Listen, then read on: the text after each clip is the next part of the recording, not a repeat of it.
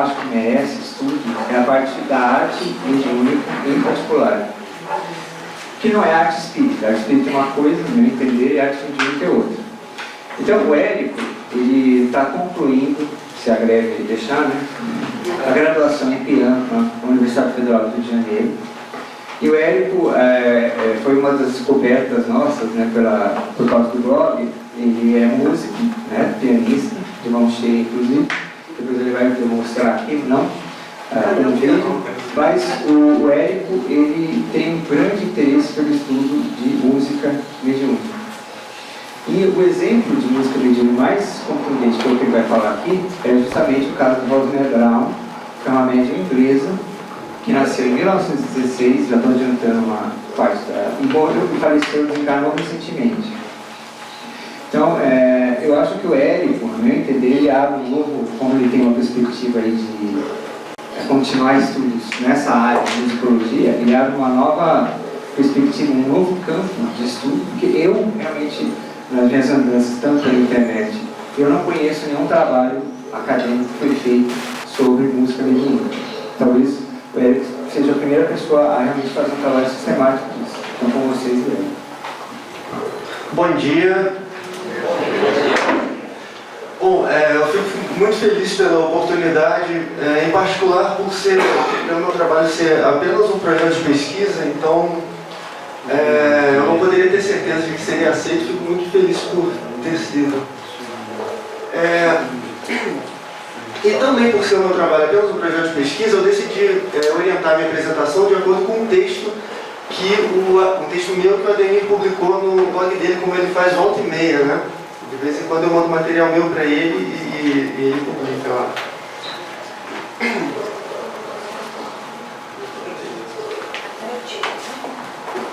Bom, a Rosemary Brown muito provavelmente foi a maior médium musical que já houve.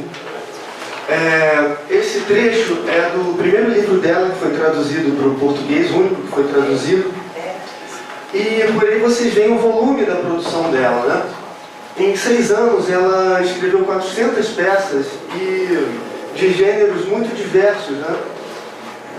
Não só obras para piano, mas canções, quartetos incompletos, quer dizer, movimentos de quartetos, até trechos de sinfonias, e ela fala no princípio de uma ópera também. Então todo tipo de instrumentação está na produção dela. E a lista de compositores aos quais ela atribui obras também é igualmente surpreendente. É algo próximo de 20 compositores e quase todos entre os grandes. E eu acredito que não tenha havido nada como isso na música. Na verdade, a alternativa cética, em geral, é comparar casos desse tipo a casos de imitação na arte, né? Em geral, o cético fala assim, bom, mas isso não é nada, porque na arte imitações são muito comuns, a gente vê isso o tempo todo. Mas, na verdade, isso a gente não vê o tempo todo, na verdade, eu acho que nunca tem havido. São muito comuns na música, músicos que improvisam no estilo de determinado compositor, mas uma coisa é improvisar no estilo de um compositor. Outra coisa completamente diferente é escrever uma obra musical bem estruturada, bem acabada, uma obra de arte mesmo, bem feita, bem estruturada do ponto de vista formal, bem construída, né? Que poderia ter sido feita por um grande compositor. São coisas completamente diferentes. E a Rosemary Brown fez essas músicas e escreveu, registrou, quer dizer, não eram improvisações. Então, o caso dela chamou muita atenção. Ela ficou conhecida, assim, foi de boca em boca, digamos assim, e a BBC ficou sabendo e fez um documentário sobre ela, que foi uma ocasião de bastante sucesso para ela.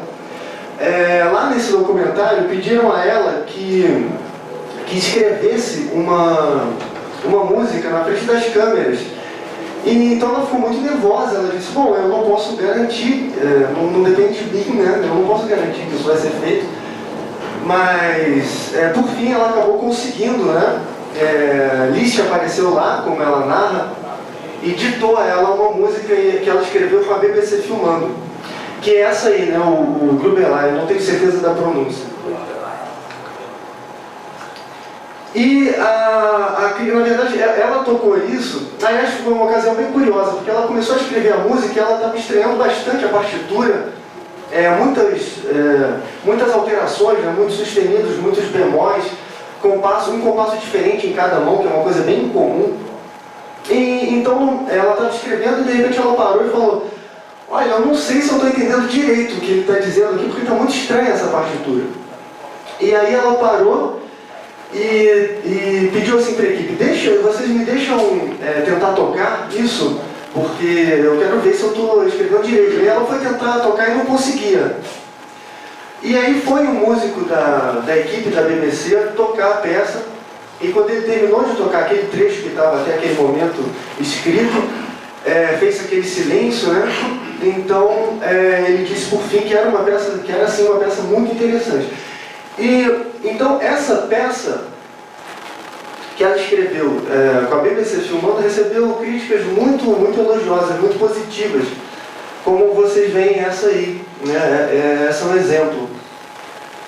Escrever Grubelin implica não somente o conhecimento do Liszt tardio, mas também a habilidade de ver a direção em que o estilo de Liszt estava indo no momento da sua morte. Quer dizer, então por aí a gente vê o grau de sutileza do conhecimento embutido na música, né? Nessa obra de arte. Essa é outra crítica, né? O Humphrey Solo é um dos maiores conhecedores de Liszt, um musicólogo, estudioso de Liszt, tem um livro sobre esse compositor. E ele escreveu isso aí, que Grubelin é o tipo de coisa que Liszt poderia ter escrito durante os 15 últimos anos de vida. Quer dizer, a harmonia é muito cromática, tem essa diferença. Na verdade, não é um Liszt comum, não é um Liszt de exibicionismo técnico, né? Não é uma peça virtuosística, é um Liszt mais particular da última fase do compositor, né? Com uma coisa talvez um pouco mais experimental, né? Harmonia mais avançada, uma música mais moderna, né?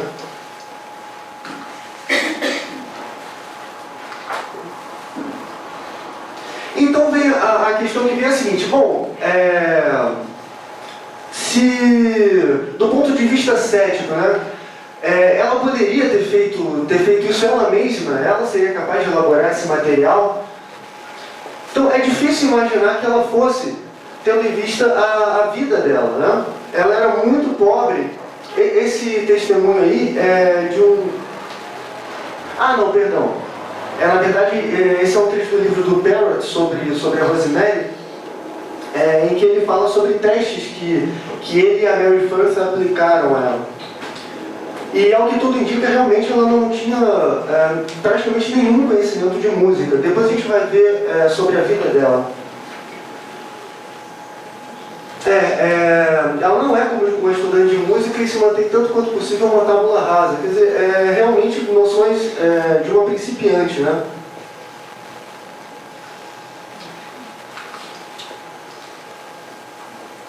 E aquele aspecto que eu tinha falado anteriormente, sobre a música dela não ser uma imitação, na verdade é uma absorção de estilo, são coisas completamente diferentes. Ela cria como os compositores criavam, ela não faz improvisações que tragam clichês conhecidos dos compositores. O que ela faz é muito incomum. Sim, e aí sim o trecho, isso está no prefácio do livro dela, do Sinfonias Inacabadas. Esse é um bispo que morava próximo a ela, né, falando sobre a sua vida, a vida dela. Aí ele está aliviando, né, porque na verdade ela era bem pobre mesmo, não era relativamente humilde, não. E por isso ela nem frequentava concertos, nem podia ouvir música pelo rádio, porque o pai não deixava para não gastar a pilha. Então ela ouviu muito pouca música na vida mesmo. Ela só teve aulas de piano, aulas esporádicas, porque quando a família entrava em dificuldades maiores, a primeira coisa que saía era a aula de piano, né, naturalmente, a primeira coisa a ser cortada, né? Então ela teve aulas esporádicas de piano, essa foi toda a formação musical que ela teve. Na verdade, digamos que seja assim, semi-analfabeta em música. Porque outra coisa importante de se dizer, que é o seguinte, em geral, quando a gente fala sobre a Rosemary para um cético, ele pergunta assim, bom, mas ela escreveu tudo isso, mas então, ela escreveu tudo isso sem saber música? Aí a gente diz, não, ela teve aula de piano. Aí o cético, então se ela teve aula de piano, então ela pode ter feito aquilo ela mesma, né? Não, mas na verdade, imaginar que ela pudesse elaborar esse material tão volumoso, tão variado, que mostrasse essa quantidade de conhecimento só por ter tido aulas de piano, é que nem imaginar que alguém possa escrever poesias no estilo de Augusto dos Anjos por ser alfabetizado. Né? Não faz o menor sentido, né? É um absurdo supor isso. Aliás, o que ela fez, até onde eu sei, não se fez. Ninguém fez nada próximo, independente de quantos títulos acadêmicos tivesse. Então, na verdade, o que ela fez é extraordinário, independente da formação musical dela. É mais extraordinário ainda pelo fato de a formação musical dela ser tão limitada.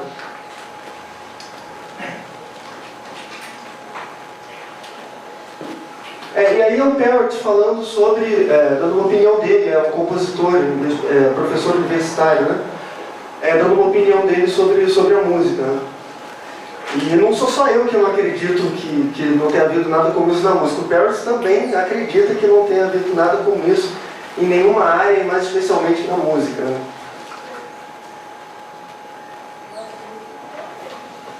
Ele fala, isso é interessante, né? Ele fala em qualidades musicais intrínsecas de um nível superior. A tradução é minha, então não confie muito, tá? Mas isso é bem interessante, né? Porque não são só peças nos estilos dos compositores.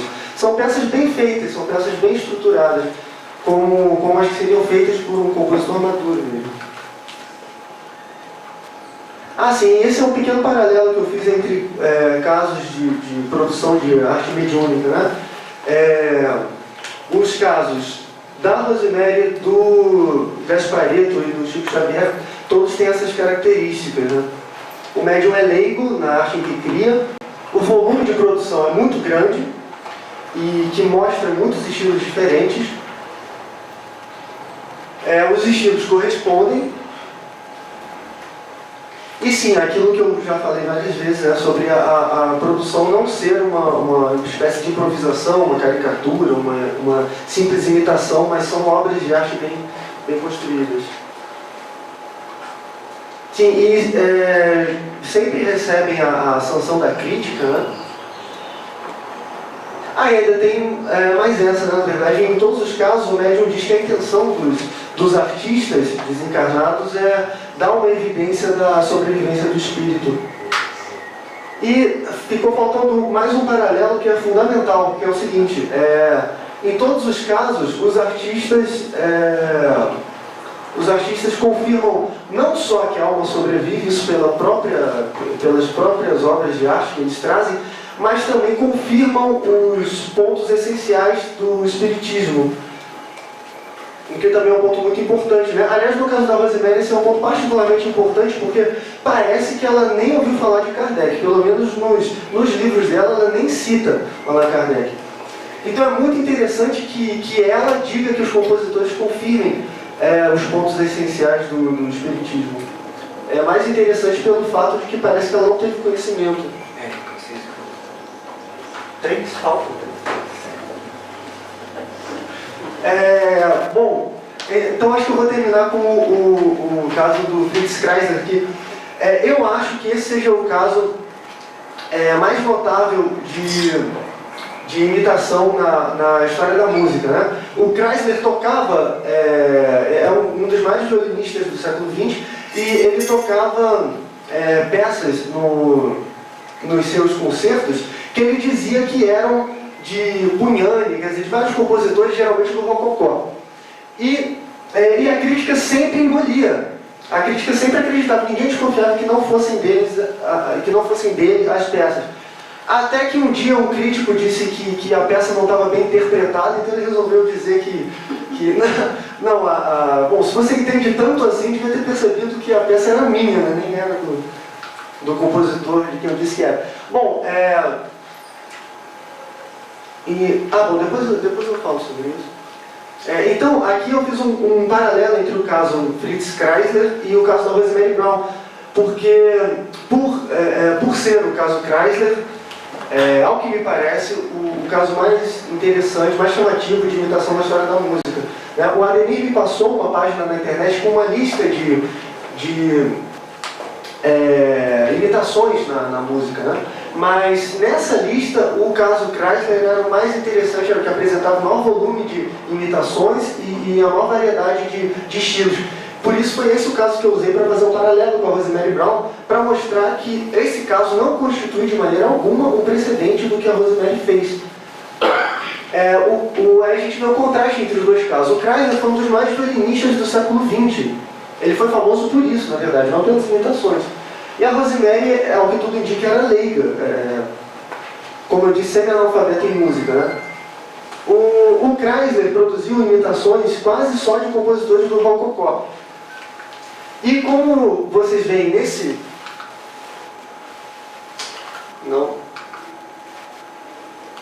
trecho do livro do Carpo, segundo o Carpo, o estilo do Rococó, que foi imitado pelo Kreisler, é o mais fácil de se imitar. Então, o Kreisler imitou quase que só esse estilo, que segundo o Carpo é o mais fácil de se imitar, quase só peças para violino acompanhado por piano, enquanto a Rosemary produziu de diversos gêneros. O Kreisler escreveu quase só movimentos isolados, a Rosemary tem obras inteiras. E esse é o contraste mais chamativo de todos, né? O Kreisler escreveu em toda a vida 21 imitações. Rosemary, em 6 anos, fez 20 vezes mais do que isso, 400 peças. E, como eu falei, o estilo que o Kreisler imitou segundo o Carpo, o Otto Marie Carpo, é o estilo mais fácil de ser imitado.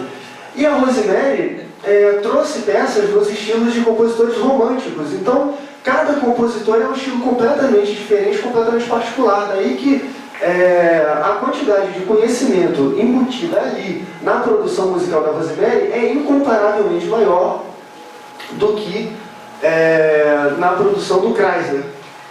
Ela trouxe peças em estilos muito mais difíceis de serem imitados. E isso aí finalmente sobre o meu projeto de pesquisa, né, que eu pretendo estudar a sonata em Fá menor atribuída a Schubert, que é uma obra em 4 movimentos, bastante extensa. E a ideia do projeto é identificar os elementos característicos da... Tá, fechei. É só identificar os elementos característicos do estilo de Schubert numa bibliografia sobre o compositor e ver se esses elementos aparecem na sonata. Obrigado. Tá? E agora...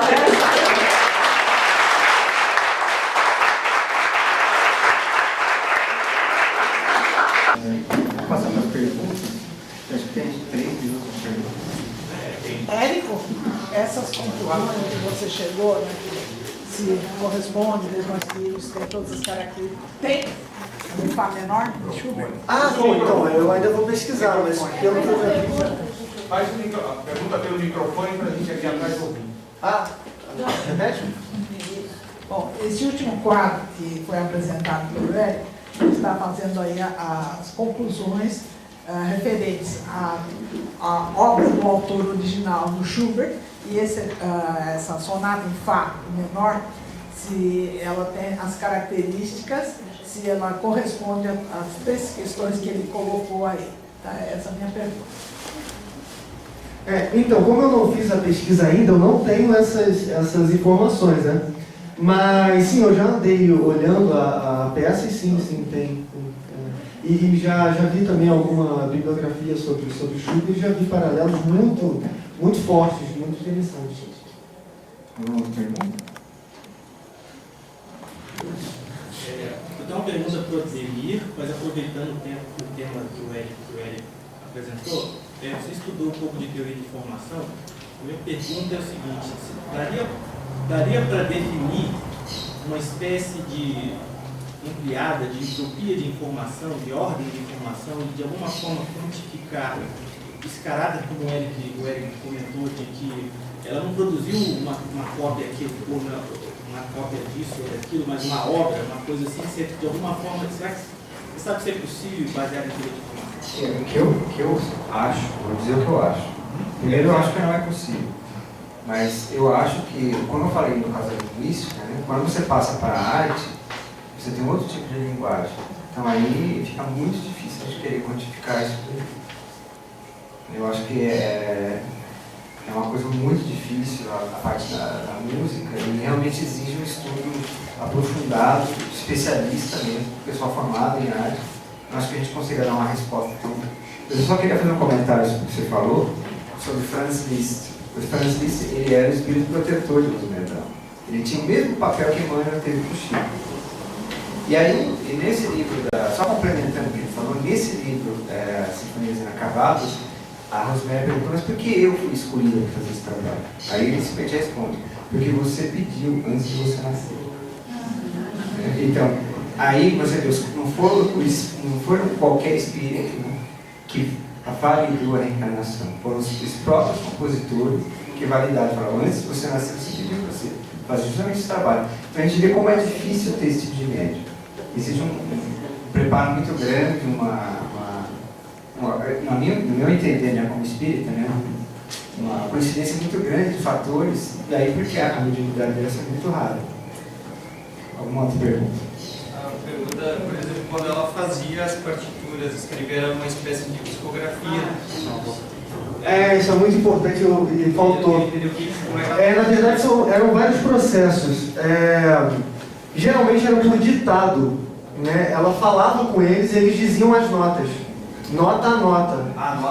Nota a nota. Conhecia a partitura, por exemplo, mas ela não psicografava como em partitura. Não era uma psicografia. Parece que realmente não era uma psicografia. Ela fala sobre outros processos também. Parece que às vezes eles tinham alguma maneira de levar ela uma imagem de uma partitura e ela copiava da imagem que vinha a ela, mas o mais comum era por ditado. Que aliás ela fala que era um problema. Sim, às vezes eles também guiavam as mãos dela no piano e aí depois ela escrevia a música. O que era um problema porque aí vinha cheio de nota errada, porque o que era si bemol ela escrevia lá sustenido, porque a tecla é a mesma, né? Mas depende do contexto. Como ela não era música, ela não sabia diferir um si bemol de um lá sustenido. Mas, em geral, era por ditado, e ela até relatava que era um problema isso, porque em inglês, várias notas têm um som muito parecido, então ela tinha dificuldade de perceber. Porque em inglês as notas são letras, né? Então, por exemplo, B, C, E, G tem um som muito próximo, para ela era muito difícil, né? Vamos apresentar aqui um vídeo onde o Érico ele interpreta uma obra da Rosemary Brown, que ele falou agora na palestra da manhã, em Fá sustenido menor, maior. Onde está o Érico? Maior ou menor? Menor. Desculpe. E atribuído ao espírito de Chopin, tá ok? Então, vamos aí, vai ficar como sendo a nossa parte artística agora desse início de tarde.